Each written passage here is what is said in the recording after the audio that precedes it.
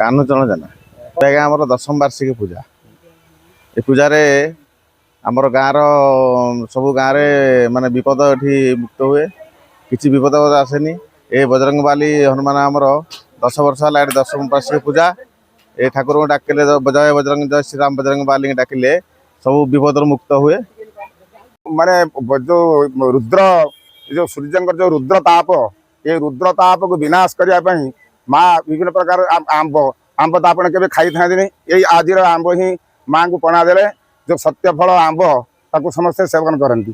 ବିଶେଷ କରି ଯୋଉ ବିଭିନ୍ନ ପ୍ରକାର ଫଳ ଫୁଲୁରି ବ୍ୟବସ୍ଥା କରାଯାଇଛି, ସବୁ ଜୋଟା ହେଇକି କ୍ଷୀର, ବସା ଦହି, ମହୁ, ଛେନା, ବିଭିନ୍ନ ପ୍ରକାର ମିଷ୍ଟାନ୍ନ, ଫଳ, ବେଲ ଏସବୁ ଦିଆହେଇକି ମାଙ୍କୁ ଗୋଟେ ପଣା ଦିଆ ହୁଏ। ମା ପଣାର ଭାରି ସନ୍ତୁଷ୍ଟ ହୁଅନ୍ତି। ସେଥିପାଇଁ କୁହାଯାଇଛି ଏଟା ପଣା ସଂକ୍ରାନ୍ତି। ସବୁ ଦେବାଦେବୀଙ୍କ ପୀଠରେ, ଧର୍ମ ପୀଠରେ ଆପଣ ରୁଦ୍ରକାଳିକରୁ ଆରମ୍ଭ କରିକି ମଙ୍ଗଳା ପର୍ଯ୍ୟନ୍ତ ସବୁ ଦେବାଦେବୀ ମାନଙ୍କ ପାଖରେ ପ୍ରପାନ କୁହନ୍ତି, ପ୍ରପାନ କୁହନ୍ତି ପଣା।